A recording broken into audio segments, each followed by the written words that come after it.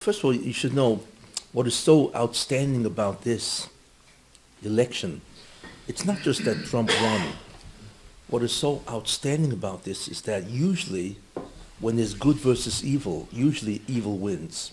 If you'll notice throughout history, evil or incompetence or mediocrity almost always wins over good competence, and so on, Why is that? I'm just saying that's what it is. That's because the bria is a terrible bria, and there's a lot of onshim going on, a lot of punishments going on, So what is so remarkable about this is that not only good won over evil, but good won over evil as a nes nigla, as an open miracle, and as a complete victory, because the President of the United States, right, is a complete victory over all the other, over Obama, the incompetence of Obama. That's what's so unusual about this, because you don't find good winning over evil, like I said. But not only did that happen, but it wasn't in a small way, it was in a major way. Because to be President of the United States and be a good person, to really want to help Americans and so on, is phenomenal. Talking about the president want to help, it's incredible. So I think you should focus on that. The Nes Nigla is not just that Trump won. That's one idea, but the real focus is that good destroyed evil. That's the real Nes, and that hardly ever happens. So that's an important thing to know. Second thing which I find interesting is that there seem to be two dates, especially in the last 100 years, that are very significant. One of them is November 9th, and another of them is Yud Aleph Cheshvan, the 11th day of Cheshvan. We know what Yud Aleph Cheshvan is of course the Yortzeit of Rochel. I once mentioned that the real concept of Yud Aleph Cheshvan is the day she died, okay? And on that day, the reason why she died at that time, and in that spot where she's buried, right, Kever Rochel, is that Yaakov Avinu saw prophetically, B'nevuah, that the Jews, after their exile by Nebuchadnezzar, they would go past that spot, and they would pray at her grave, and she would be able to rescue them. With her, she offered a claim to God, to Rabbi Shalom, that was successful, without going into the whole claim. And therefore, Yud Aleph Cheshvan, when she died, is her Yortzeit, and that's considered a tremendous day for prayer. Very important idea. Now, so that's one idea. Second idea is that the Mabul, which was on the 18th day of Cheshvan, really should have been on the 11th day of Cheshvan. That's when the Mabul, really the flood of Noach, should have come down on the 11th day of Cheshvan. Okay. And but it came down the 18th because God waited because of the 7 days of mourning for Mitzvah. So he waited 7 days. But really, if not for his death of Mitzvah, the flood would have come down on the 11th day of Cheshvan. Just subtract 7 from 18, you get 11. Mitzvah or Chanukah? Mitzvah, not Chanukah.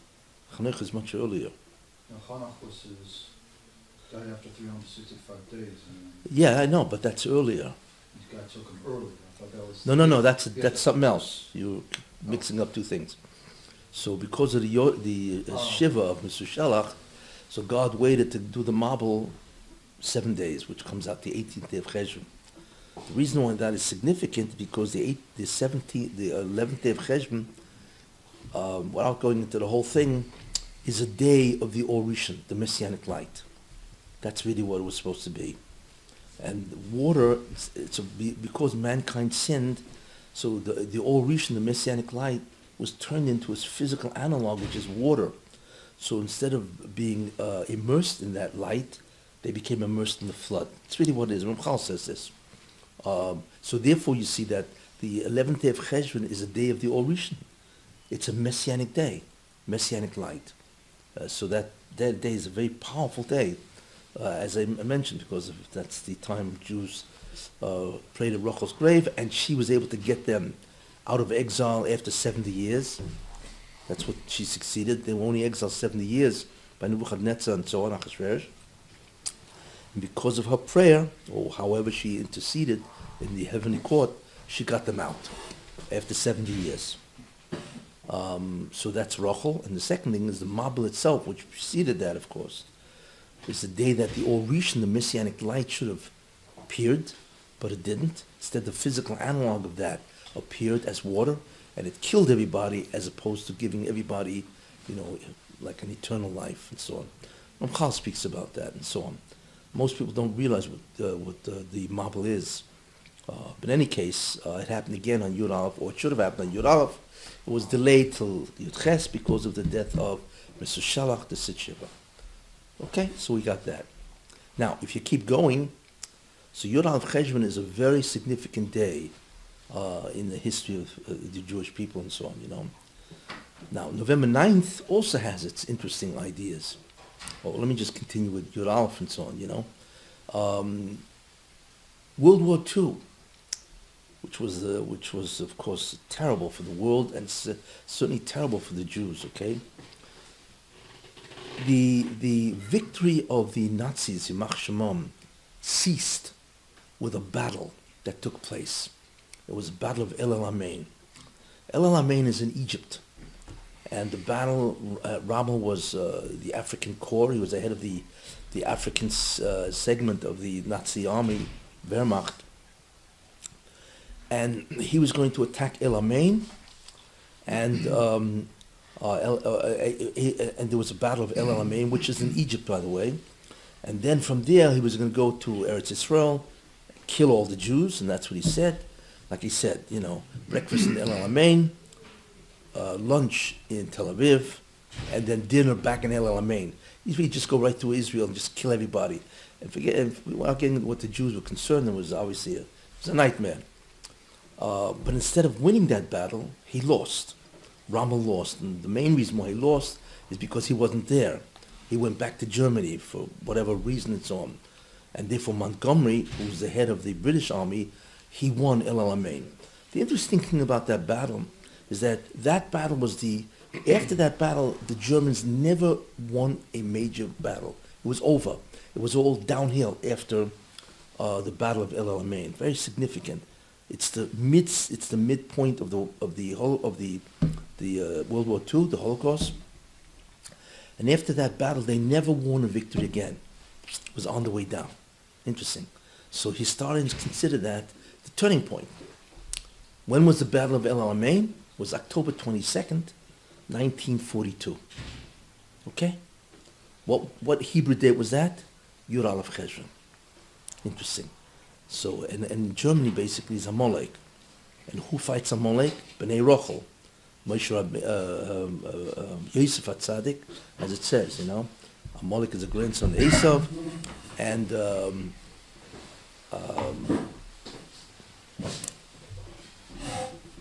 as it says, Beis Yaakov le'esh, Beis Yaakov is for the fire, Yosef is le'hovo, he's the flame of the fire, and they will reduce Esav to being stubble, straw. So therefore, Amalek, which is really what Germany is, without getting into the whole thing, they ceased to be victorious on Yud Aleph Cheshvan. Amazing. You think about that. On the Yod side of Rachel. You see? The next important date of Yud Aleph Cheshvan, just skipping around, but, is I think on October 18th, started the Nuremberg trials, which is the trials in 1946, I think, the real trials of the Nazis. That's when justice caught up to them, and bam, began. October 18th, 1946 was Yud Aleph Cheshvan. Interesting. Are these accidents? No. Because they're times that are mesugel, they're appropriate, propitious for real events to occur. You see. The next thing of Yud Aleph Cheshvan, which is very interesting, was on Yud Aleph Cheshvan, was Thursday, 1989, which was Yud Aleph Cheshvan. What happened then? The Berlin Wall collapsed. What's the significance of that?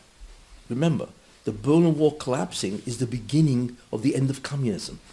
It's really what it is. Because when the wall collapsed, that was the end of East Berlin, and East Berlin, and that's the beginning of the unraveling of communism, which is the worst part of Esav, if you remember what I said, worst part of Edom. So the beginning of the collapse of Edom, Esav, right, which has the characteristic of Esav, which I had mentioned, that Esav has three characteristics, right? Gaiva, arrogance, taiva, pleasure, and mirma, which is fraud, dishonesty. And Russia represents the arrogance of Esav. Europe is the fraud of Esav, the deception and the dishonesty. And America is the taiva, which is really the softest part of Esav, as we know. So the dissolution of Esav began on Yulav Cheshvan, 1989, right? Began at that time, which is astounding. And the last idea of Yulav, not Yulav Cheshvan, well, let me go back. Now let's take a look at November 9th, which is also very interesting. November 9th, 1938 was Kristallnacht. That's the beginning of the rise of the Nazis and the destruction of the Jews. November 9th, and so on, However, what's interesting is that the Berlin Wall collapsed, I said, on Yud Aleph Cheshvan, right? But what's the English date? November 9th. November 9th, 1989 was Yud Aleph Cheshvan, right? And that was the beginning of the destruction of communism and Esav, the opposite of what happened in Kristallnacht. And the last thing I want to say is Trump. When was the election? When was he victorious? Wednesday, November 9th. There you are. It's interesting, and Trump's victory is the end of the Rasha Esav, the evil part of Esav, which I feel is represented by Hillary, and that's the beginning of the undoing of the Tahara, the purification, the transformation of Esav. As I said before, from Ya'aved to Ya'avoid, he will persecute the Jews, he will serve the Jews, and so on, And also it's the beginning of a total transformation of Esav to be good and not to be evil. So these two dates are very interesting in terms of how they relate and how they connect to Esav and the nations of the world, especially in the last 100 years and so on. But on November 9th only one event happened? What was that? On November 9th only one event happened? Kristallnacht was one, the Berlin Wall collapsed on November 9th, and Donald Trump won on November 9th. Oh. And every time it's Yud Aleph Cheshvan? No. This year, Wednesday was November 9th, and Shabbos was Yud Aleph Cheshvan. So why should a Goyish date have Chashivas? Why should a what? Why should a Goyish date have Chashivas? I don't know what you're saying. Why should a secular date have a significance? It's a good question. I'm just pointing out that November 9th is seems to be significant and reoccurring. Although why November 9th, I don't know. I don't know why. I have to say also that my birthday is November 9th, which happened to be Yud Aleph Cheshvan. Oh, wow. That's my birthday. Yud Aleph Cheshvan, and it was November 9th that year. So I don't know if that's significant or not. But, has to be. what? 9/11 and 11/9. What was that? It's 9/11 and 11/9, which is the 9/11. 11/9, yeah. Yud Cheshvan. Hey, you missed it by one day. I'm sorry. Cheshvan is 11/11. Cheshvan is 11. Yeah, 11/11. Yeah. Anyway, I like to think it was significant, but who knows? But outside of that, I'm just saying that these two dates seem to be important dates when major events happen, especially when it concerns the Jews and the nations that want to afflict them. It's interesting. I thought you'd be interested in that. One more thing I'd like to say, which is interesting, and that is that many times if you look at a name, the name itself represents something. It's interesting. For instance, why were the Jews in Egypt? What was the main reason? Because they spoke Lashon Hara. Chazal say that. Rashi says that in the beginning of Shemos. Moshe Rabbeinu wondered why are they in Egypt, suffering so terribly.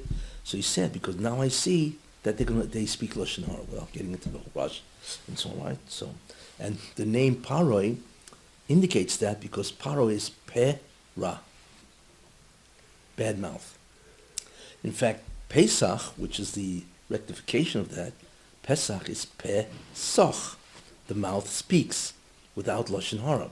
You see? In other words, many times you find a name actually reflects interesting ideas. You see? Pe-Ra, Paroi, Pesach, Pesach. You know, and that's the concept of Lashon Hara and so on and so forth. You know. So I wanted to say also, last week I had mentioned, I think it was last week, a couple of times, that we find it says, Hine Yaskal Avdi, behold my servant will grow wise. Okay? And that's the Mashiach, whatever. And then the Mendel says, V'yoram, and he will grow, V'niso, and he will grow exceedingly, and then V'govami oid, and so on. And I mentioned that means that the Mashiach will grow to be greater than Avram Avinu. That's the first word of growth. Second is he will grow to be greater than Moshe Rabbeinu. You can imagine what that is. And then the third word of growth, V'govami oid, is he will grow to be greater than the Malachim. Imagine a guy walking around who's bigger than the Malachim. I mean, it's astounding what that means, which I had mentioned previously, and so on. You know, so we have V'yoram, V'nisa, V'gova. So I just wanted to say something which is very interesting. In fact, it was pointed out to me, which is very interesting, that Trump is Torum Peh.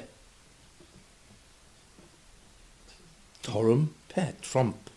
If you read Trump, it could read, you know, Torum Peh, the mouth will be elevated.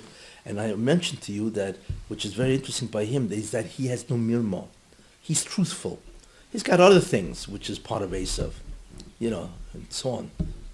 But he's honest. So Torum Peh means the mouth, the honesty, Peh, will be raised. Interesting.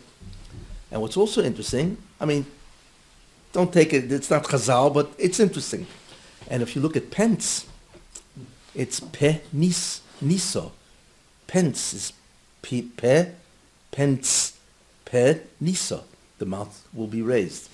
Interesting that and that's the pasuk of V'yoram V'niso. Anyway, that's cute. That's a cute reminiscence and so on, you know. But clearly that seems to be going on, and so far he seems to be doing what he wants to do. He's putting a lot of people in great posts, you know. We'll see what happens with it. And, you know, obviously everybody's desperately trying to knock him out and so on, you know.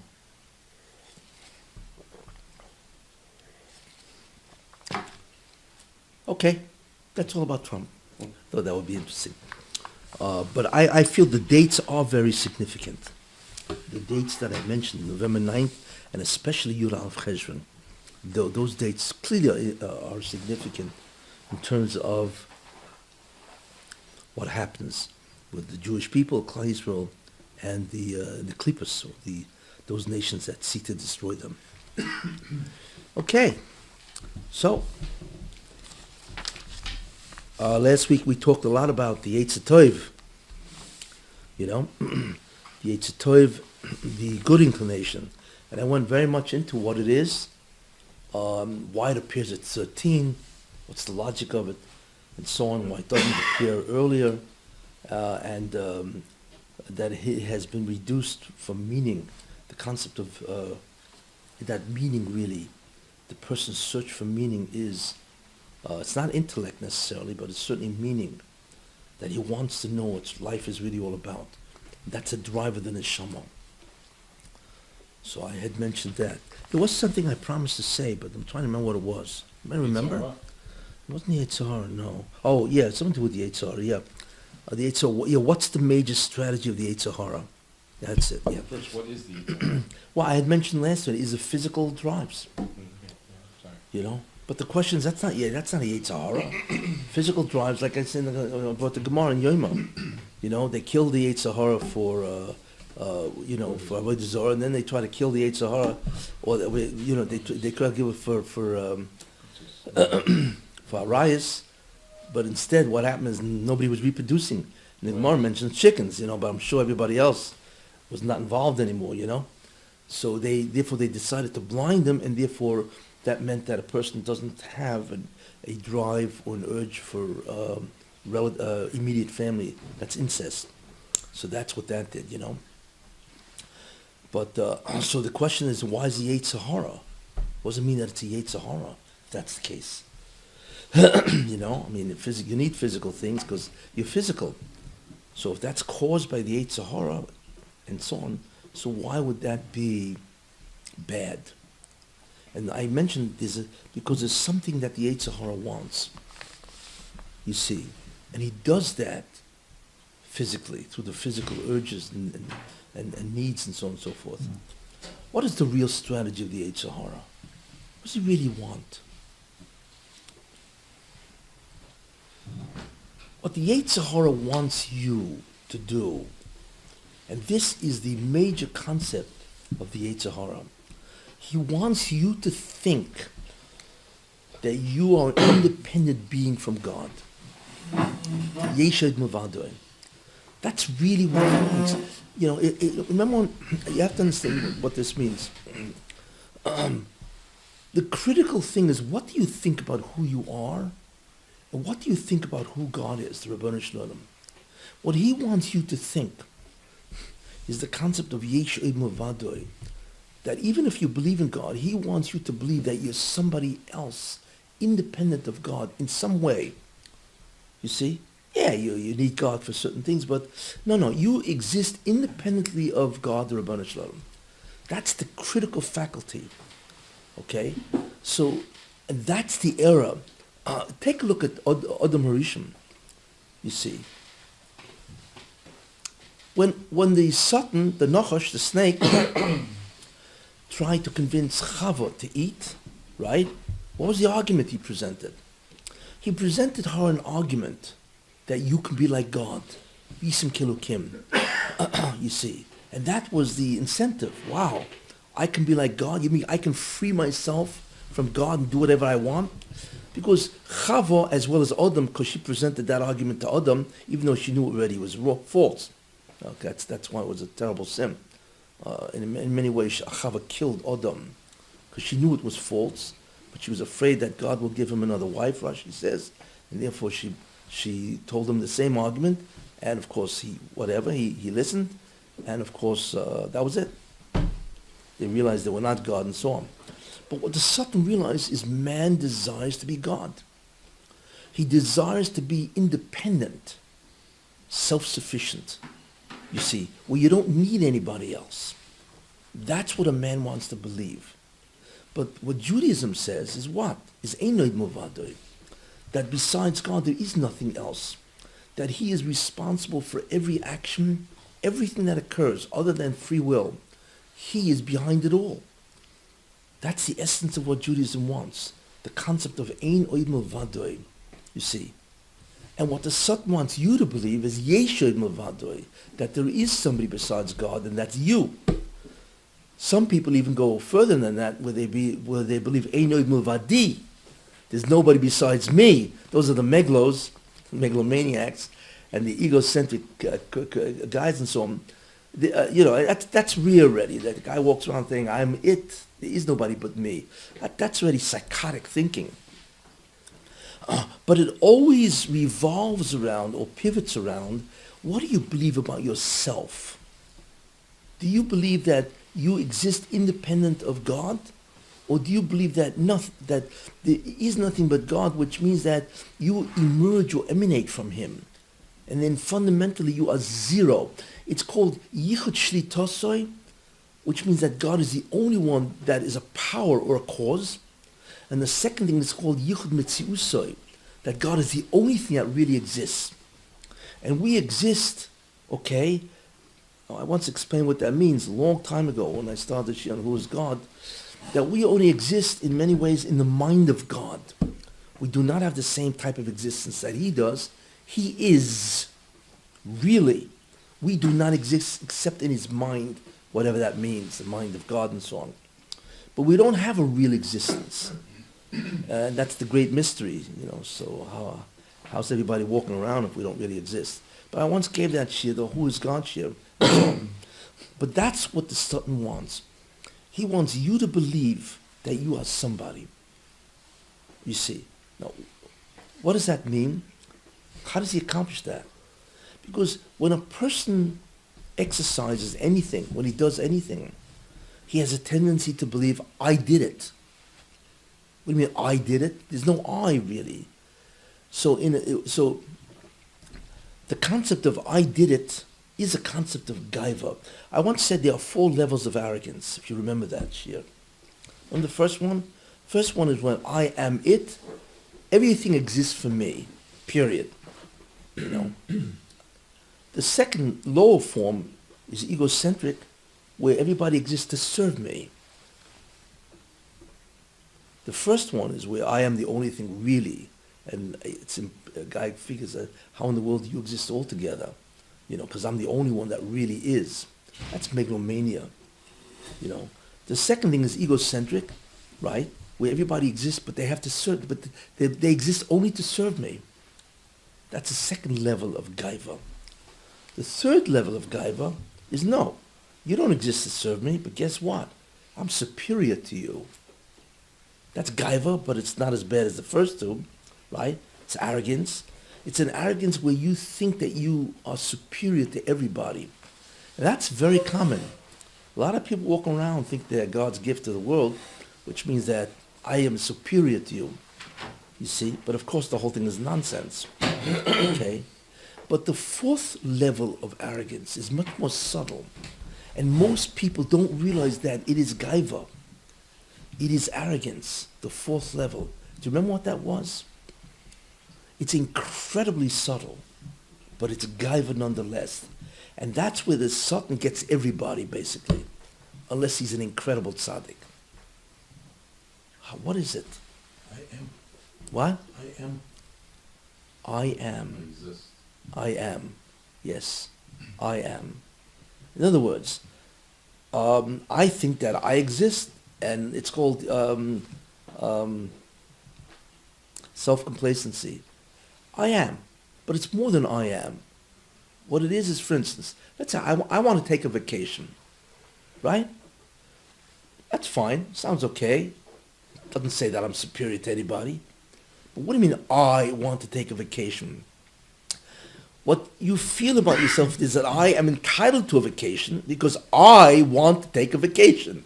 You see, in other words, there's a feeling that I am, I exist, and therefore I can make my own decisions. I have a will, and I want to take a vacation. You see, that's like, what's wrong with that? But the answer is no, you can't. The greatest form of, the greatest tzaddikim, if they want to take a vacation, here's what they'll say, right? I need a vacation to serve God better, right? Because like this is a change of pace, I like relax, and then when I come back, I really can get into the serving God, the avodah, right? But I don't want to take a vacation because I want to take a vacation. I want to take a vacation because God wants me to take a vacation so I can serve Him better. You see, that's an incredibly high madrega level to reach. That's called self-complacency, where I believe that I am, and therefore I am entitled to make decisions because it's for me. It doesn't have to serve anybody. But the greatest form of Judaism, like Moshe Rabbeinu, you know, these type of people, well, Moshe Rabbeinu is like way up there, you know, but, you know, very great tzaddikim, they feel that whatever they do is only for God's will, because it's what God wants. Not because what I want, it's what He wants, and therefore I will do it. You see, that's a very high level of avodah, you know. So even if a person doesn't have the first three, almost everybody falls into that, where they want to do it because I'm entitled to do what I want because I am. You see, almost everybody falls into that. And it takes an enormous amount of work not to think that, not to believe that I am entitled to do for me what I want to do. My will also is a will. It also has a place, you see. But really, on the level of tzaddikim, it's gaiva. It's gaiva. It's an incredible idea that this is gaiva also, you see. I remember there was once a story with the Baba Sali. You know the Baba Sali? You know? He was a Sephardi, incredible tzaddik. I mean, the stories they say on him are like the stories they say on the Baal Shem Tov. It's it's a good benism. I mean, a miracle to him was like nothing. There are 2 books on this, you know, on the Baba Sali. But they once gave him something to eat, and he was eating it, and after like 1-2 minutes, he pushed it aside. I think his wife made it for him. He pushed it aside, so I think she asked him, why are you pushing it aside? You see? So he answered, it tastes too good. What was the problem? Because if it tastes too good, I want to eat this because I want to eat this. He felt there was the zich, as they say in Yiddish. There was the I. I'm no longer eating this because God wants me to eat it. I'm eating it because it tastes very good. I want to eat it. Excuse me. Where'd you get the I from? That means you think you're entitled to eat something because you are. You see? But the Baba Sali was on a level which is incredible. You know, as soon as he felt, well, it tastes very good, and therefore I would love to keep eating it because that's what I want to do, he pushed it aside. You see, it just shows you that even he was capable of self-complacency, but only for 30 seconds. But the avodah is not to feel that, it's to be able to deal with that and push it aside, so to speak. That was the greatness of the Baba Sali, that, look, he was human, you know, and all of a sudden, I mean, I'm sure she made him a great, whatever she made him was great food and all that, you know. So all of a sudden, I want to eat the food. Wait a minute, you want to do this because God wants you to eat the food so you can serve God. So he, like, even then it took a minute to feel, but as soon as he felt, hey, it's good, I want to eat it, pushed it aside. That's a tremendous level of avodah, you see. But that's the concept of smugness or self-complacency, you see. And that really is the lowest form of gaiva, because it's I involved. You're no longer doing it because of God. You're doing it because I want to do it. So immediately you're recognizing or you're feeling that there's an I. No good. You see? Einoid Muvade means there is no I. But that's, like I say, it's an incredible level of avodah, of serving God. But it's still the concept of gaiva. You see? So therefore, that's what the Satan wants to do. He wants you ultimately to believe that you're somebody and get you to do things because of the I. Somebody means independent. Independent of God, yeah. Because as soon as you say I want to do something, what you're really saying is there's an I that has a right to do something for himself. That's gaiva. You see, that's what the Satan wants, and therefore, if a person has physical urges and needs, which he does, yes, so the Satan is hoping that you're going to get into those urges and physical needs, right? And then you're going to be enticed by these needs, and you can begin doing them because you want to do them. You see, that's what his strategy is. It's not in order to, because if a tzaddik says, you know, I want to eat this because God wants me to eat it. Why? Because then I could serve him better because I'll be healthy. That's fine. Even though the Satan is providing you with the desire, the appetite, so to speak, right? But what he wants is you to be involved in that where you want, and that you will do it because you want to do this. You see? That's the great strategy of the Satan. He's a mastermind of psychology in that sense, you know, where he can get you to do things for those reasons and so on, you know. But that's what it is, because we have a physical body. Everybody got that? It's subtle, but it's true. And that's the greatest strategy of the Satan.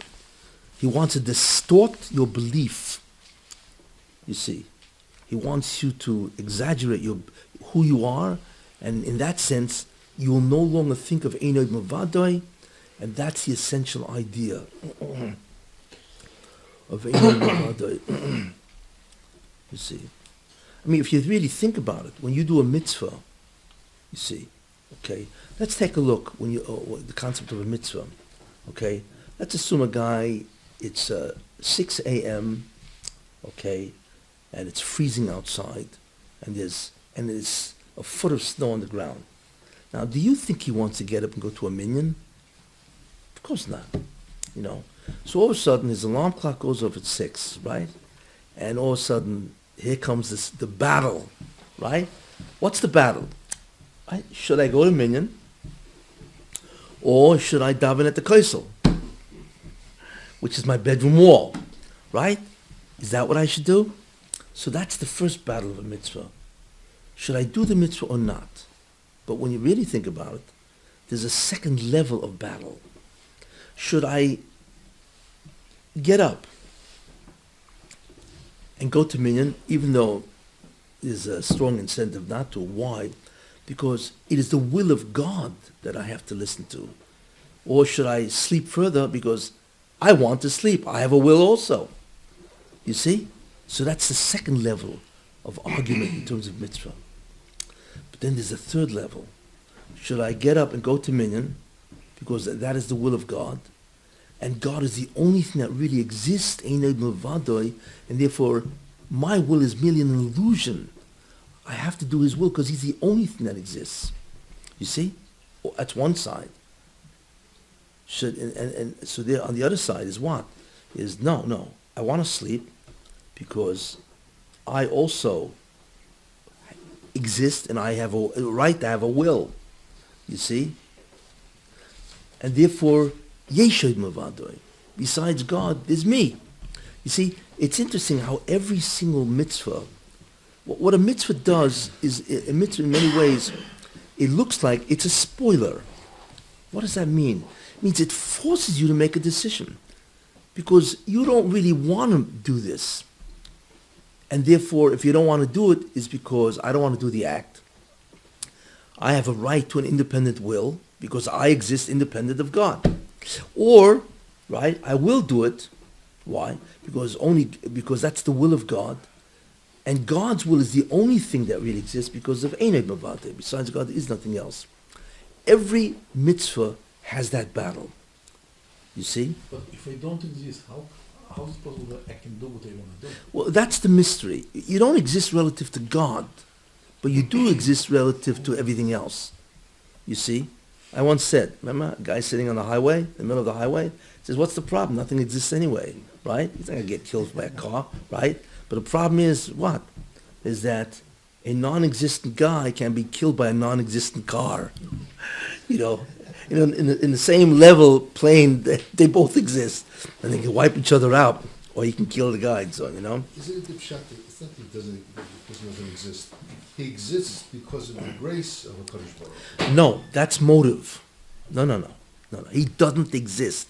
It's like Rabbi Chaim Volozhin says, mamish. Look, I once gave an example. Maybe I should repeat it, you know. How do we even think about this? There's two guys. There's a guy sleeping on a couch. If you remember this example. Remember this example? There's a guy sleeping on the couch, and he's having a dream. And in that dream, there are two guys sitting at a table, right? And they're drinking coffee on the table, and this is the dream. So one guy says to the other guy in the dream, you know, we don't really exist at all. So the other guy says, well, what are you talking about? We're sitting, talking, we're drinking coffee. He says, no, you don't understand what I mean. We exist relative to ourselves. But relative to the guy sleeping on the couch, he is, we ain't. He really exists. We're not. We somehow are a figment of his imagination. And as long as he's sleeping, we're okay. As soon as he wakes up, we vanish totally. You see? Because we need him to be dreaming to give us existence. But even when we exist because he's dreaming, it's only a dream, not real. That's the best way to explain. In other words, of course we exist, like the guys in the dream, relative to themselves.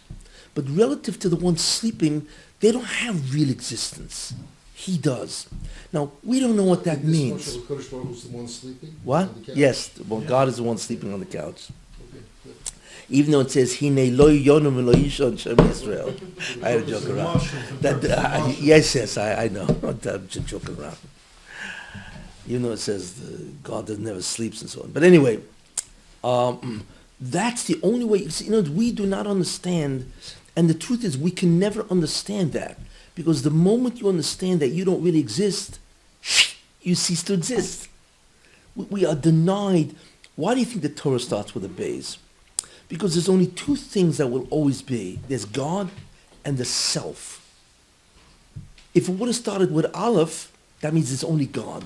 There would be no Bria, no creation at all. We do not understand how God does that. How is it possible that I don't really exist? That's what Moshe Rabbeinu said. Hareini nos kvodecha, show me your glory. What he was really saying is, I don't understand. I know I don't exist. Vanachnu mo. What are we? Zero. Yet I'm sitting here talking to you. You see, how can a non-existent thing talk to God? It's a contradiction in terms. Stira minei ubeh, as they say, right? It's called an oxymoron. How can I exist? How can I not exist and at the same time talk to you as an independent or a being that exists? That type of mystery we can never fathom that, because obviously as soon as we know that we don't exist, we cease to exist.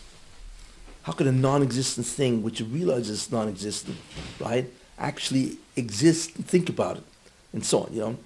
But this is the concept of Einod Mavadoi, which Rabbi Chaim Volozhin says. Einod Mavadoi mamash. Literally, we do not exist like he does. We have no idea, therefore, who he is, because he is and we are not at all. Yet somehow there's a mystery of how we can talk to God, you see.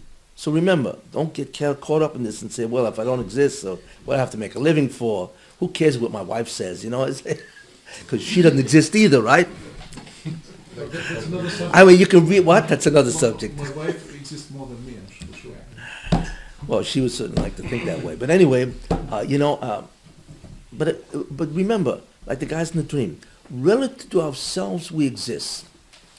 Relative to God, we don't. He is the only thing that exists. What I'm telling you is something important. It's not only we emerge from him, we come out of him. Even after the emergence, we don't exist. What does that mean? What What do you mean? Is it? I'll give you another conundrum, mystery. And still we feel It good says, about that what? oneness. Still we feel good about our existence. Yeah, that's all part of the illusion. We have an illusion that we exist. It's like another thing. It says, Vanilo Shanisi, God says about himself. Vanilo Shanisi, I've never changed. What do you mean? Of course you've changed. There's you before the creation, and there's you after the creation. I mean, you know, maybe not, right? I mean, Vanilo Shanisi, of course. He's talking to Moshe Rabbeinu. So there's God before he talked to Moshe Rabbeinu, right? And then there's God after he talked to Moshe Rabbeinu. There's some change because there was an activity going on. So you could say he did the activity, so he changed. So what do you mean, Anilo Shanisi? That means on the level of God, he never talked to Moshe Rabbeinu because Moshe Rabbeinu doesn't exist. You got to wrap your head around this, but I'm just really repeating words which are true, although we do not fathom the mystery. That's why. Vanilo Shanisi means that God didn't change because God didn't do anything. What do you mean didn't do anything? There's a whole Bria out there. There's a whole creation out there. No. Relative to him, nothing exists. So therefore, nothing exists. We don't understand that, and it will remain a mystery eternally. We cannot fathom. Part of the problem is we don't know what true existence is. We don't really know what that is. You know, I once told you, we have existence, but God is existence. I once told you that, you know, and even that's false. Because existence itself is a created entity. It's a created concept. So the question is, what is he? Unknown. We cannot, there are no words to describe him because every word we can describe him itself is a created word. So even the word God exists is created. So then, that's why it says, Loi demia tehila. You want to praise God? Shut up. Nothing. No, that's what it means. What do you mean silence is prayer? Silence is praise. What's that supposed to mean? Because the greatest praise of God is to say nothing, because there is nothing you can say at all. But that level is beyond belief. What? Worship Shabbos because it's understatement. What is? Anything with Better than understating. Yeah, that's push. Yeah, that's right. Is to keep quiet. Is to be quiet. Yeah, that would be because but the real idea is not because it's an understatement, right? Because it's false. It's a false concept, you know. Any word you say is a created word. It's a created concept. People don't realize. They think God created a world, right, with objects and everything. But God created three things in the creation. One is objects. Two, he created concepts. The concept of war. How can I think of war? He created that concept, and if I can think about the concept called war, he created an idea. Ideas are a created entity, you see. So wait a minute. If all the ideas I could talk about him, if they're created, so what word coexists with him that wasn't created? And that would accurately describe him? There are none. Nothing coexists with God. Therefore, even the words or the concept to describe him was created. So they cannot possibly refer to him because he existed before the creation. What's the And you wait. And that's why it says v'amita damyuni yom hakodesh v'eshva. And when the Rosh Hashanah says v'imita damyuni, who are you going to compare me like v'eshva, and I will be compared to that. In other words, there is no object, there is no thought, there's no concept that you could say that's who you are. No, nothing. Means any choice of any concept cannot refer to the Rosh Hashanah. We're in a perfect bubble. What? We're in a perfect bubble. Yeah. It's almost like, and I use this example, God created a bubble, whatever that is, right? But as far as he's concerned, that bubble doesn't really exist because he never created the bubble. However, assuming that he did create the bubble, right, then everything that he created is in that bubble. Objects, ideas, and the third thing he created is what's called the transcendental laws of being. He created the conditions of existence itself. For instance, can something exist and not exist at the same instant in time, same place? No, impossible. Right? Can something be itself and something else at the same time? No, impossible. You see, he created the laws that existence must follow. But he can violate those laws, and he did. He violated those laws, for instance, by the Oren, right? How do you violate that, right? Because if you measure the width of the Kodesh Kedoshim, whatever it was, I forgot what it is, what the measurement is, right? Fine, let's assume it was 20 amas, right? And then if you looked at the Oren, which was in the middle, if you measured from one side of the Oren to the wall, it was 10. And then if you measured the other side, it was 10. Excuse me. The whole thing is 20. And from one side of the Oren to the wall is 10. And from the other side is 10. Can you tell me where the Oren existed? It had to take up at least what? 5, let's say it took up 5. Right? So it would have been 7.5 and 7.5 and then 5. Right? No, it's not gravity, it's space. It violated space. In other words, that's what it means. The Oren ain't a min hacheshbon. The Oren is not part of the measurement. But what does that mean? How can you measure 20 in one shot and measure, 10 from one, 10 from the other? It doesn't make sense. You see? In other words, how could the Oren exist and not exist at the same instant in time? Because you can measure from the Oren to one side and from the Oren to one side, so therefore it exists. But yet when you measure the whole thing, it doesn't exist. You see, so the Baba Sali could do that. The Baba Sali can violate the laws of existence. You understand that? It's called the transcendental laws of being. In other words, we don't even think about that, but if you really think about that, existence itself has laws. And by the way, it's critical because of contradiction. Imagine if something could be and not be at the same time, or imagine if something could be and be something else at the same time. So there would be no, it would be nice. There would be no such thing as contradiction. Because why? So what is contradictory? But they can both exist simultaneously. Excuse me. The whole logic collapses. Right? The whole Gemara would collapse. Because it's all contradictions. Well, how can you say, hey, it's not, and that's a law of being. That's part of the tapestry of the bria. Did you mention Elu Elu that time? Elu v'elu divlekim chayim.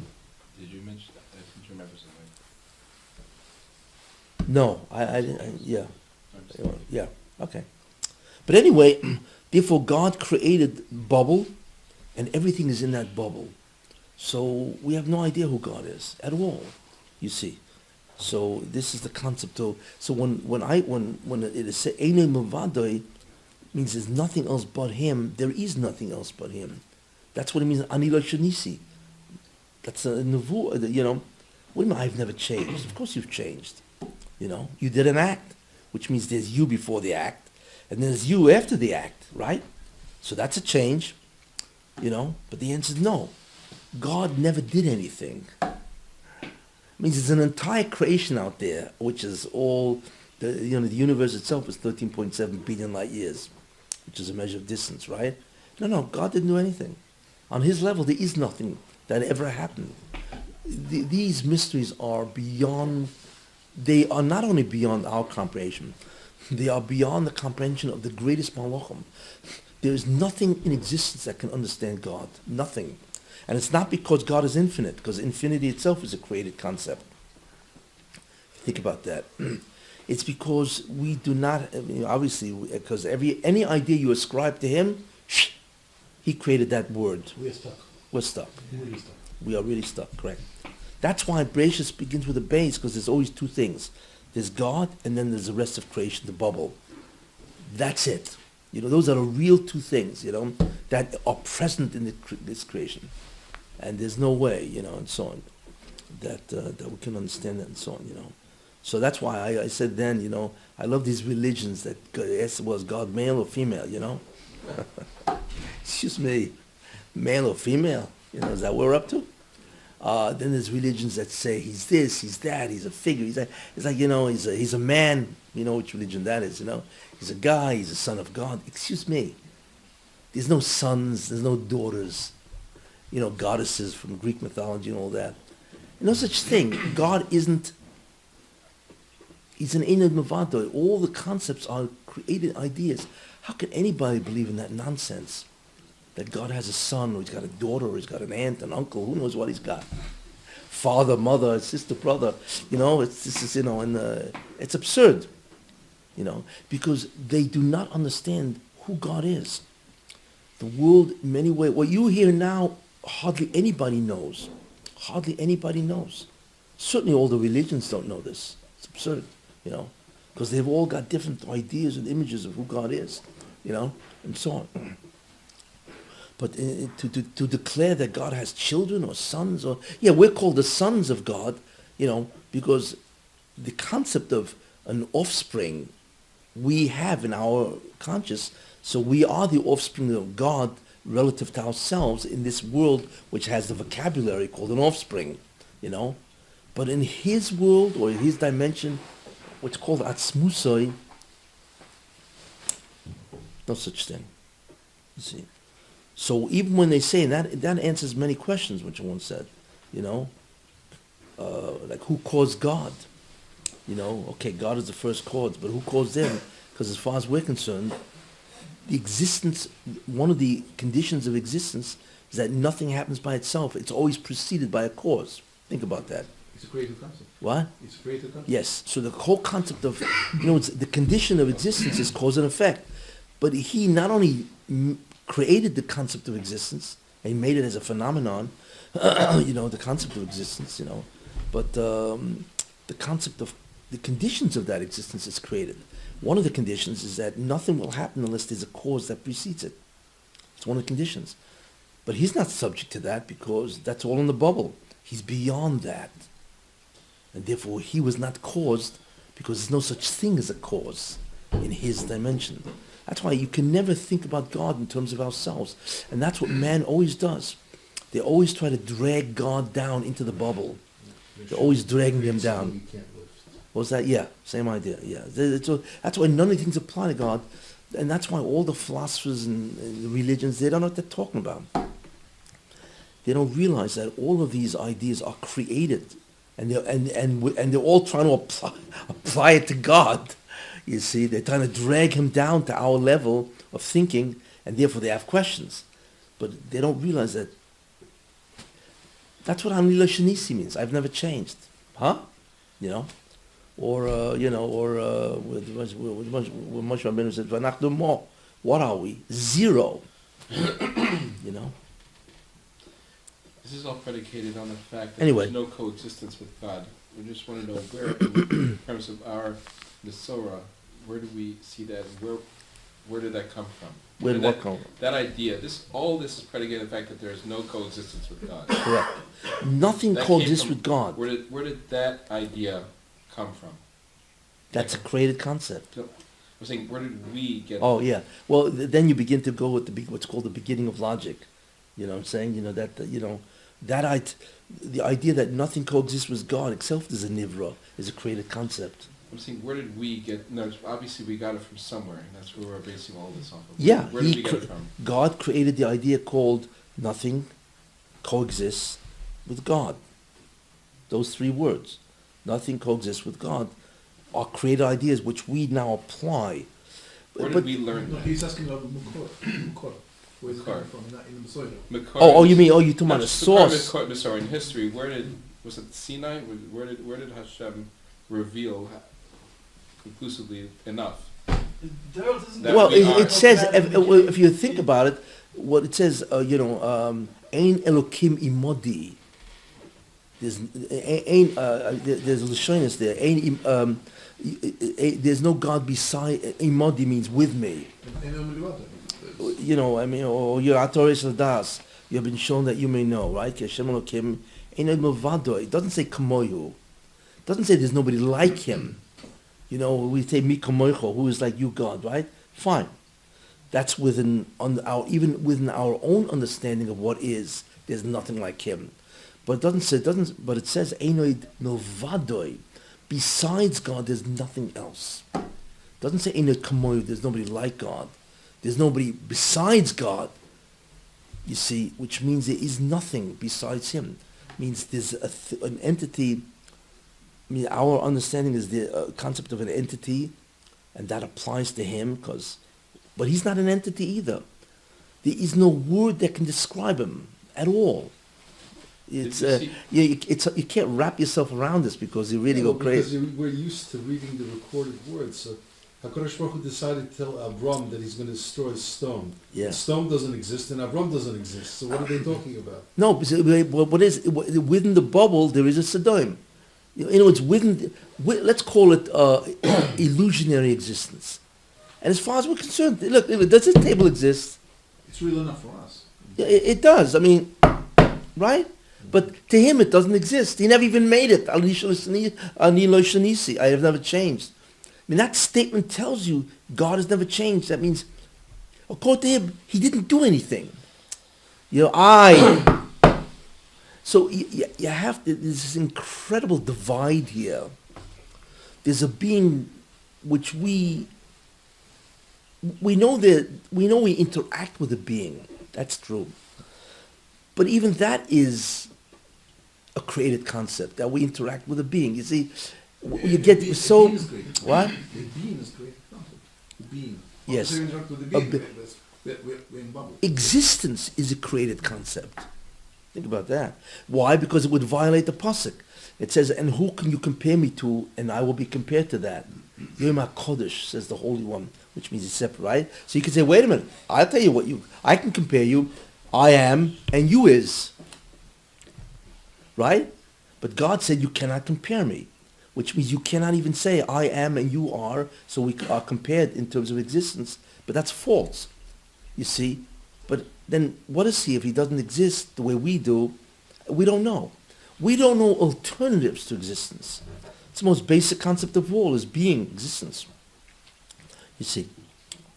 But anyway, so therefore the concept of Einod Mavado is critical for Judaism. That's really what it is.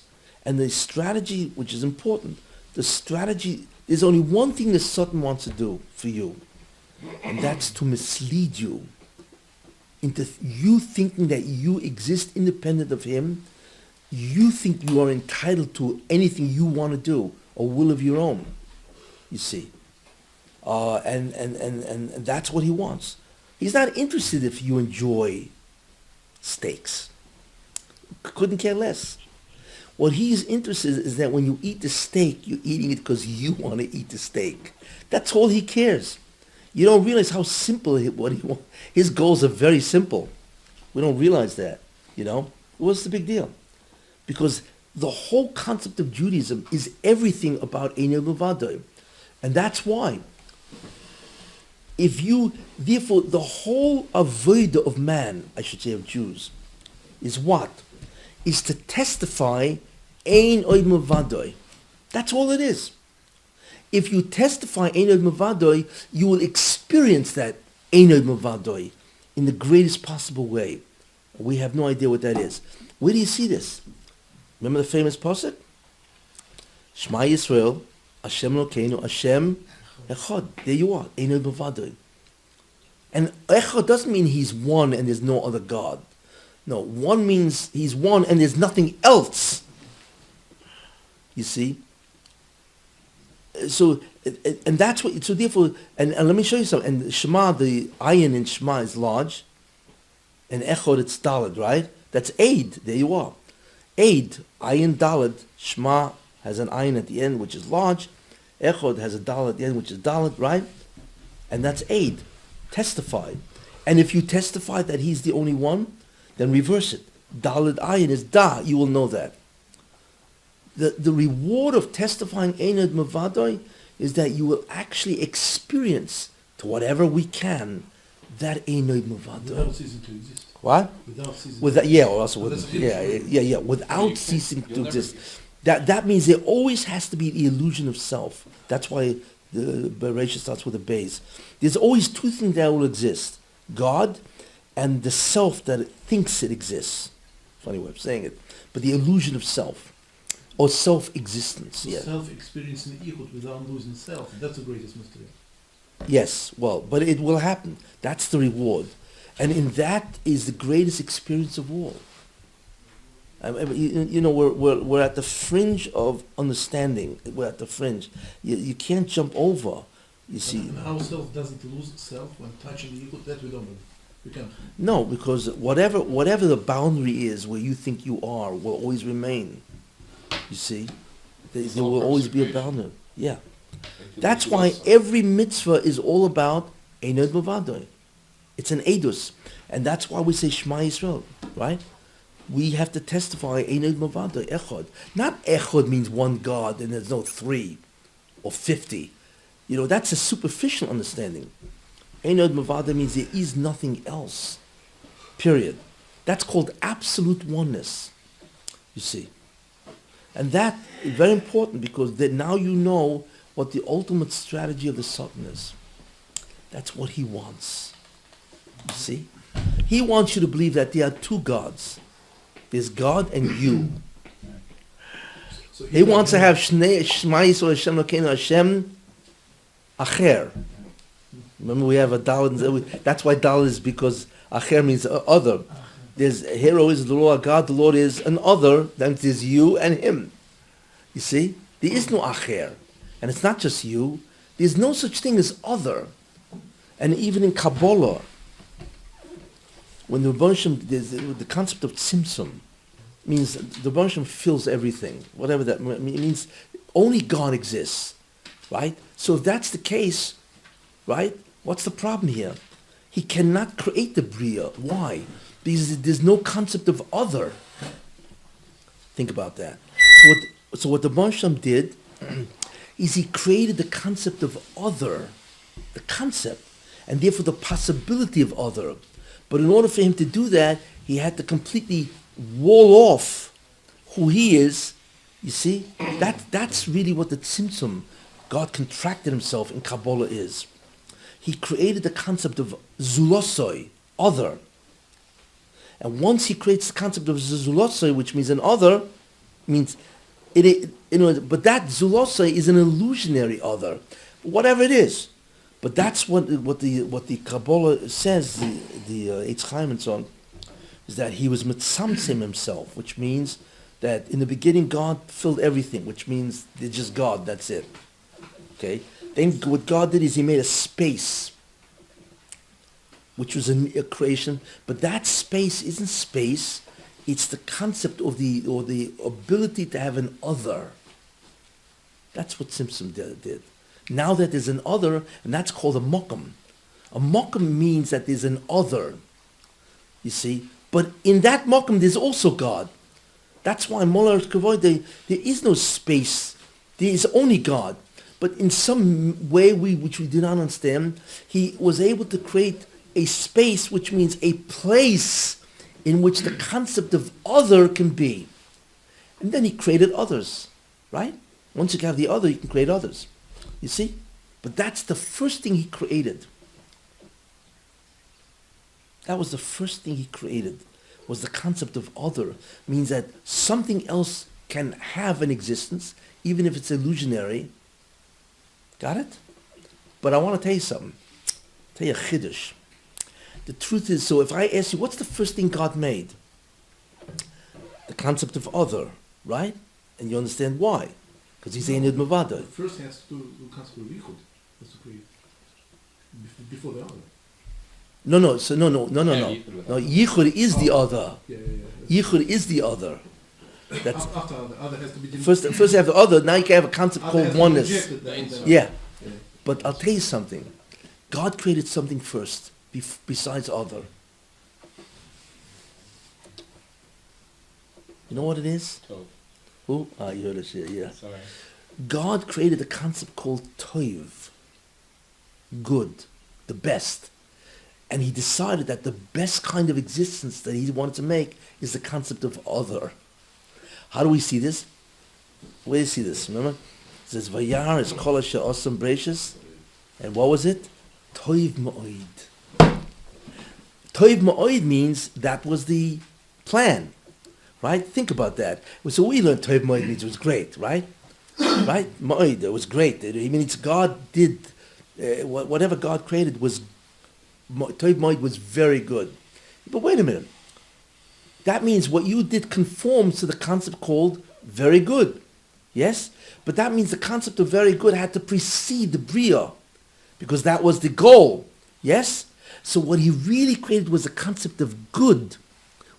And once he created the concept of good, he decided that in accordance with the concept of good, he would create a zulosoi, other.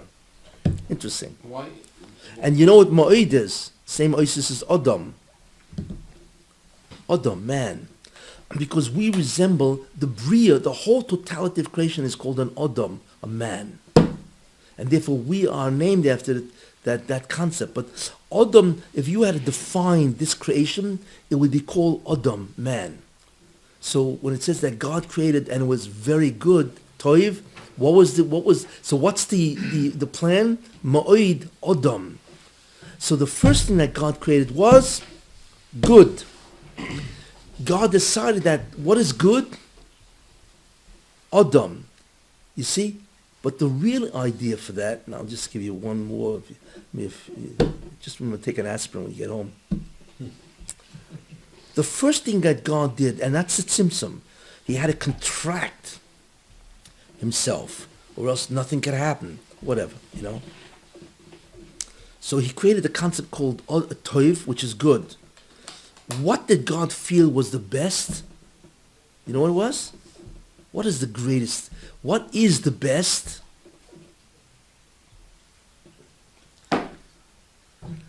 What is it? You would experience an Yichud.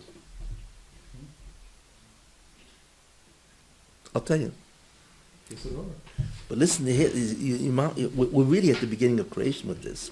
So the first thing God did was create a concept called good. Actually, the first thing he did was was tzimtzum, in a certain sense, you know. Actually, if you really think about, because even Toiv is zulosoi. The first thing he really created was zulosoi, that there can be something besides him. Then the first thing he created in zulosoi is Toiv, right? And then Toiv, the greatest thing God can do is what? It's called existence. He created the concept of existence And from that would come everything. You see? It sounds strange. Well, how can you create existence? Because God doesn't exist the way we exist. So he had to create existence the way we exist. You see? And that's the greatest good. Now that we exist, now he makes all this stuff that exists. You see? Very subtle.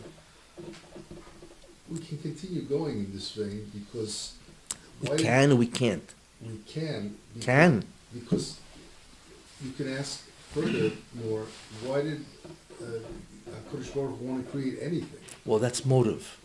We don't know motive. Or he created the concept of motive.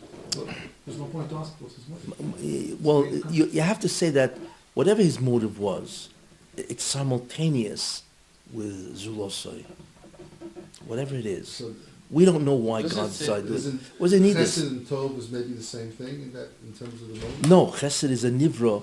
Chesed means to be able to give you The everything vehicle making it. without being justified for it. Doesn't Means the there's no Rambam- condition.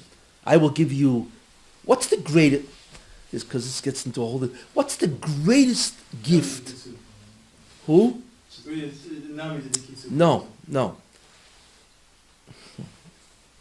What's the greatest thing ever made or created? Nothing beats it. You know what it is? To be. Existence. Nothing beats it. Because the alternative is non-existence, right?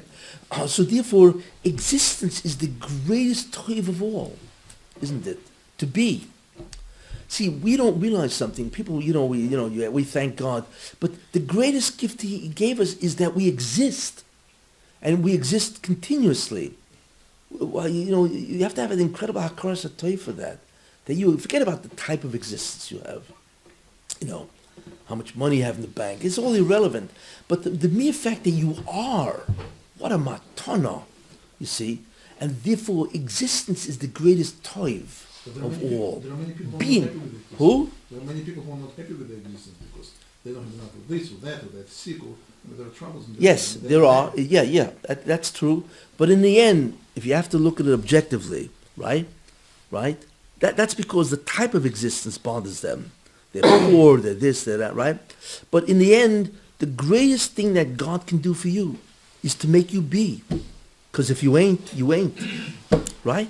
So therefore, if you look at it, right, from the beginning, okay, that somehow God created the concept, or the first thing is the concept called, let's assume the greatest thing, the first thing He would create is a concept called Zulosoi, that there can be an other, right?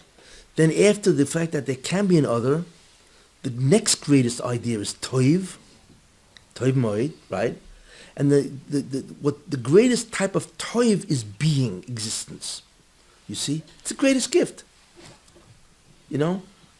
Why do you have to look at it like that? Why can't Tov be? Because I'm stubborn. No. Why? Because I want Why can't Tov- my purpose But is listen- wait.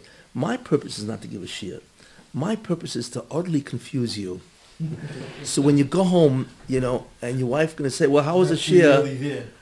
What? So you I'm don't know. not sure you're really there. Yeah. Well, I learned one thing in this year. You don't exist. I don't exist. Our kids don't exist. Nothing exists. Very true. Anyway, Tov go can ahead. be And the story- Tov can be What do you say? Tov can be a later creation, and all Tov is coming to do is to qualify if this conforms to existence, meaning there's pure. Yeah, but no. existence. But toiv means that's the plan. It's got to be toiv. That's But what Tov it means. And exists. God saw. The question is, Tov exists. No, well, He created the It's concept kind of a of toiv. catch-22. Well, He created the concept of toiv, and that's concepts. But before Tov came concepts, and No. before concepts came existence. So Well, let's say this. The first thing He made was a concept called toiv, best. there's steps before that. Now the question is, what's best? Yeah. So the step before that is the concept Concepts called zulosoi, that there exists an other. What is that other? Best. What is the best? Existence. So okay, Just so look you at those three have ideas, Zulasso and then everything existence follows. best. What? Zulasso existence best. No. Zulosoi, best existence. But What? Tov is is an existing entity. Correct. So you had to create existence before Tov. I hear what you're saying. Yeah, but yeah, I hear what you're saying. But it's true. But Toiv existed. No, Like you said before, here there's the- qualify, I understand what you're saying. I understand what you're existence saying. that's Ra, and there's existence that's Tov. we No, have I'm to not. create No, I don't mean that Existence concept. is a blanket thing. And No. then you can have after the existence come Tov. I want it this way. No, we're creating concepts here. It's not the object. No, but We're talking about- I hear what you're saying. It It still exists. Yeah. All I'm saying is that Toiv is a plan. Right. Okay, that plan will lead to existence. But you're saying, well, in order for Toiv to be, you have to existence first. No. But you said, but You know what I'm I'll saying? take something from you said from those previous shurim. You were talking about people were saying when you said that. Spoilers, but Olam Haba is more existence. Okay, so people were saying, well, I thought it's great. Those are quality of existence. So what I'm trying to say No, is I'm not talking about existence- quality. Okay, I understand. But I'm just using it straight. Then use it. Existence is a blanket thing. Things exist. Good, bad. but what- but I'm but saying- Hashem said, I want existence to be like Tov. No, wait. No. Why make existence? Why? That goes after the motive. That goes based on So motive. you see, we're stuck in the Why did he beginning. create Tov? No. So the motive and the Tov is simultaneous. Whatever that means. Why do you have to say that again? Why do you have to say that? Motive. You could be I chaining tell you what. action. Motive. I tell you one thing. I don't know if there's a motive that we can say this is a motive. It exists within I understood. whatever that means. Understood. Look, we are at the boundaries of logic, really. Understood. But the reason why I say that is that existence is a type of plan. Even though we don't understand, because we don't understand alternatives to existence. In Okay. this way, you either exist or you don't. There's nothing besides that. So therefore, the fact that he would create existence, being, as a concept and as a phenomenon, itself based on a plan. You see? Okay. So what precedes that? You know what I'm saying? So what I'm saying is that what precedes existence is toiv, even though it would seem. So you know what you would What say. I'm trying to say is that Tov is an outcome of whatever his transcendental motive was before. We understand Tov as a motive, but really his motive, he only created Tov after a No, bunch of Tov is steps. not a motive. Tov is the goal. Is the goal, okay. It's not a motive. Based on his motive. So we can have a few steps before we get to Tov. Yeah, but we are at the beginning of ideas which are so Granted. fundamental Granted. that it's. Granted. What I'm trying to do is give you a feel. You see that you're accepting what we have, as automatic. No, these things are part of the plan. Existence itself is part of a plan. There could have been an alternative. We don't know what the alternative, because we don't know what alternatives there are to existence. It's the most basic concept of all, you see. But existence itself is an alternative. It's a nivra. How do I? Because it says v'amita damuni. Who are you going to compare me to? Well, I can. I can say I exist and you exist, but you can't say that. So what do you see is that existence itself, right, is part of a plan. Even though we have no concept of what could be an alternative, and so on, you see. We're dealing with ideas which are so subtle and so far removed from us. But in the end, all I'm saying is that when you look at the beginning, there are certain fundamental ideas, There's the idea called zulosai, other. There's an idea called toiv, which is the concept of other. And the best kind of toiv would be existence, even though zulosai has to exist, and toiv has an existence. You see, I cannot distinguish between these. They are so intertwined and Unless there's an identicality. what is that? Unless there's an identicality. Identicality. Of what? Between Tov, Zulaso, and existence. I know. It would seem that all three popped into existence No, but simultaneously. there is a difference here. That's what it would seem as that. There is a creation of a concept, there's a creation of an entity. There are two different things. There's a great distinction. Everything's very good. The what? There is creation of a concept, Yeah. and there's creation of an entity. It's possible the concept is created, but there's no existence yet, because existence, it's not existence, it exists of the entity that comes later. Yeah, but even a concept has existence. Or else you couldn't Right, think there's of it. different type of existence. There's existence, there exists of concept, existence of an entity. It's two different existences. When you deal with that, the distinction puts everything in place, what you're asking. Yeah, again? Whatever. Later. Anyway, what I'm trying to do is bring you. Look, this all started from Einod Mavadoi, right? That's about it. And that's the concept of mitzvahs and everything else, and that is what the Satan, which is that's the strategy of the Satan. What I'm just trying to do is bring ideas of what does Einod Mavadoi mean, to try to get some kind of a handle on that. Although it's completely it's very So But isn't it the fact that you have the Zulaso, once you have the Zulaso and existence are simultaneous. yeah, that's it's And so is the Tov in the sense. It's all there, simultaneous. yeah, that's what it would seem. Because it's not as if the Rebbe has created anything new per se. When he's Mitzamtzem himself, what does he create? He hasn't created anything. It's Mitzamtzem himself. It's nothing new. Well, Tzimtzum itself is a concept. It's a Right. concept, but there's nothing new per So se. which that's started? created. What Did does he but in create? order for Tzimtzum to be What a didn't concept, exist before that means the Zulose had to be before Tzimtzum, but that can't be because then he would have. You see, we are at the beginning. It's very difficult. Each idea is so subtle. You understand? Tzimtzum is a concept or phenomenon, but how could you have a phenomenon if there's no Zulose? First he created the concept of So obviously, Zulose can't come before Tzimtzum because. Then you need to be Tzimtzum first, and then you can have Zulose. So it causes those things to happen. Yeah, but There's nothing. There is. yeah, okay, but cause itself is part Oh, of that it. all. And there's nothing. To It's speak about. This is all. I'm just introducing ideas. It's not simple. I'm just introducing ideas in terms of what Einod Mavadoi means. So Satan doesn't mind us to come to the shur as long as we come because we want to come here. No, that's not why. Oh, no, that's not what. No, he wants you to come. No. The Satan wants you to come to shir because he wants you to come to shir because you want to come to the shir. That's what they just said. But the real reason why you come to the shir is what?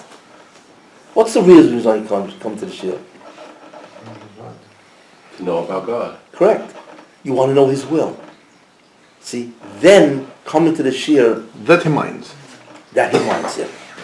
Yeah. In other words, you're not coming to it because it's fascinating, it's exhilarating, it's enthusiastic, it's ecstatic. I mean, it's not, which happens to be true. That's not why you're coming. You're coming because the Rebbe wants you to know about Him. So we got him. And coming to the shir will help you know His will. Satan is stuck, we got him. Well, he's not stuck. He'll still get you. Don't worry about it. Never underestimate the Satan. Never. That's the first mistake you make. You're finished. You know why you see that? Because there's Rabbi Yochanan Kohen Gadol, even 80 years old, the guy still became an because he obviously underestimated the Satan even because I'm 80 years old. What's the guy going to do to me now? And he's a Kohen Gadol. He knows what Einod Mavadoi is, right? I mean, come on, right? I mean, he's the guy that walked into the Kodesh HaKadoshim. You know what the Kedusha of that place was? And he's still, he may not be cursed, whatever he became, and so on, Never underestimate your enemy. That's the first rule of war. Never underestimate your enemy. And people lose because they underestimated their enemy. But at least you understand what the strategy is. This is what this guy wants. See? You understand that he's not after you enjoying yourself. He's after what you think about the fact that you're enjoying yourself. What do you believe? That's what he's after. Very subtle. But yet there is a Bechira, and we're supposed to exercise Bechira. And Bechira means we make a decision. Oh yeah, of course. Yeah, but he's just trying to get you to believe that, and however he can affect the mind. Is there a simple makar for that? Which? That statement? That his goal is to think that you exist. You mean independent of God? Yeah. Well, in many ways, it's the chet of Adam. The chet of Adam, he said that you will be like God, right? So therefore, they clearly want to be like God. I mean, that's what everybody wants. And therefore, if you want to be like God, Einod Mavadoi. Besides God, there's you. Because you can be like Him. That was the initial argument, and so on. And of course... But he himself was guilty of the same sin. Who? Yeah.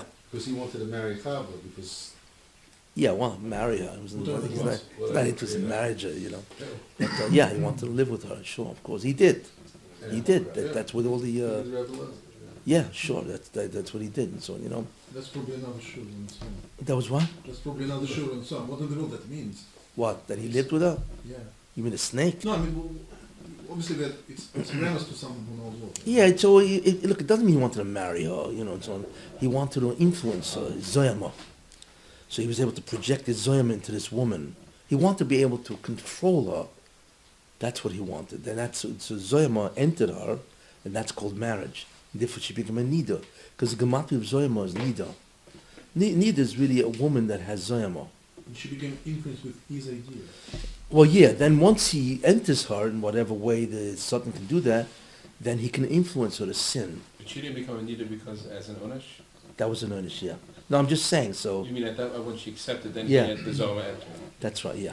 So in many ways, that's the key concept. Because that's what Shema Yisrael Hashem Elokeinu Hashem Echad means. He's one. So obviously, and it says aid, you testify to that. So therefore, if there's something, what does something want to do? He wants you to testify the reverse. Acher, that there is somebody else. It wasn't really Taiva that moved Satan. What? It wasn't really Taiva that moved Satan. It wasn't applicable to him. It was Gaiva. He wanted to control her. Yeah, it is not. Control her. It was Gaiva, not Yeah, he's not. Taiva. Yeah, no, because the Satan. Yeah, it's not Taiva. The Satan has no Taiva. The Satan. Taiva for Gaiva in a sense.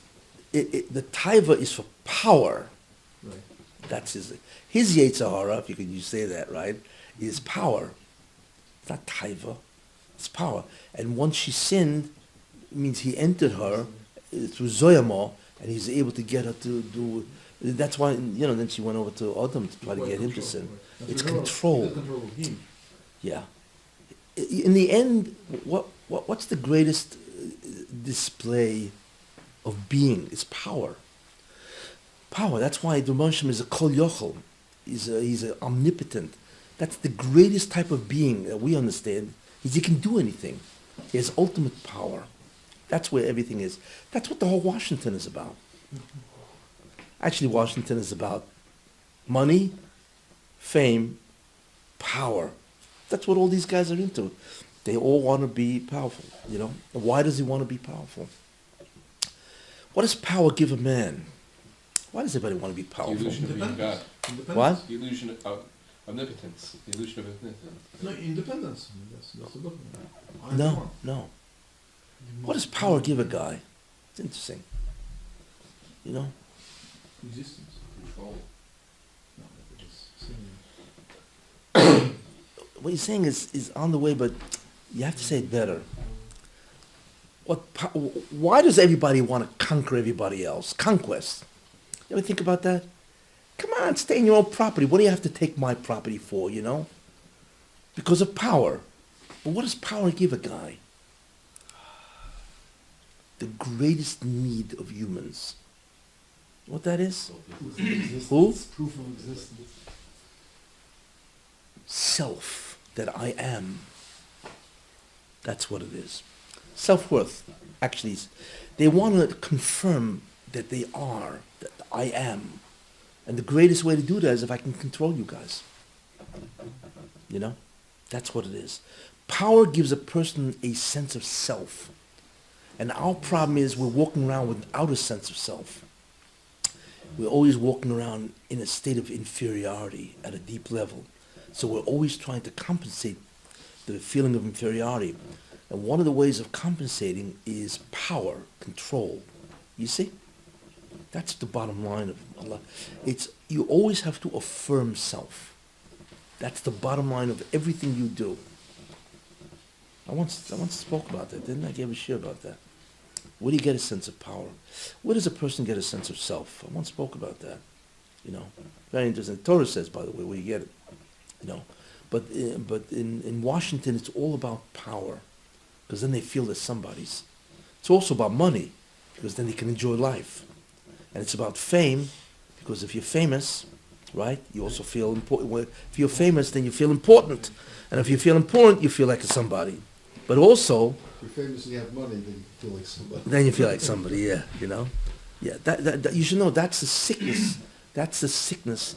I don't know if I word the sickness. It's the defect of man.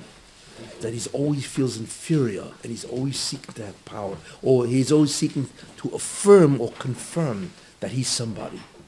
And power, It's really trying to affirm an existence that he doesn't really have. yeah, well, now you're looking into the origin. Why does he feel inferior? You know, that's not a, enough existence to grab more. yeah. Doesn't well, that the Yisoid Lashon Hara?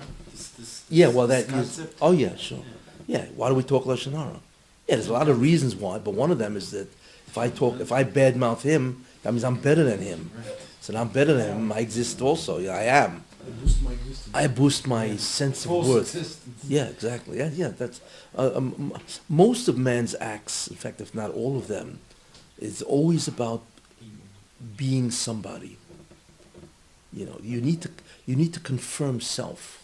Very important word. Also that Taiva. it Well, also taiva is a nature- pleasure, but when you engage in taiva, you feel self, don't you? You don't do taiva. You do taiva because there's a Yetzirah. Feeling self.